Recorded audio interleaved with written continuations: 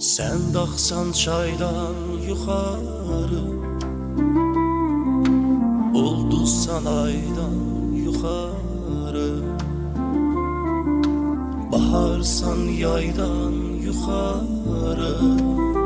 Dünyamın ləzzəti dadı, nədir bu sevginin adı? Bağımda bar verən ağac, budaqların qulaç-qulaç. Səhər tezdən gözünü aç, ay eşkimin cüt qanadı.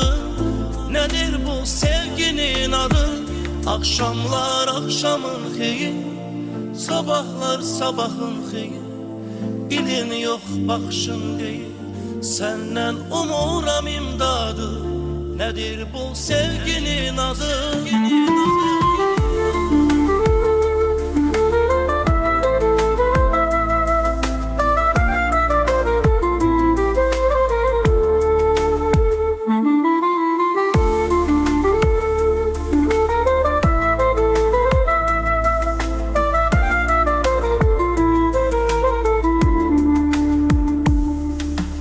Bu həsrətin adı zülüm,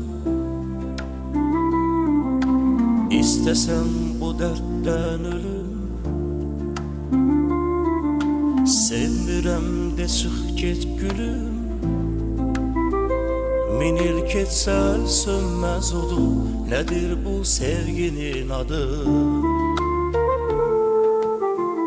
Bağımda bar verən ağac, budaqların qulaç-qulaç. Səhər tezdən gözünü aç, ay eşkimin cüt qanadı. Nədir bu sevginin adı?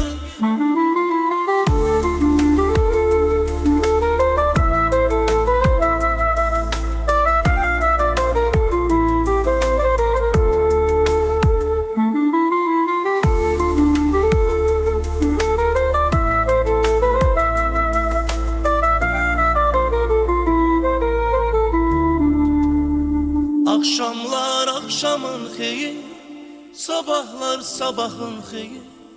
Dilin yox baxışın deyil, səndən umuram imdadı. Nədir bu sevginin adı?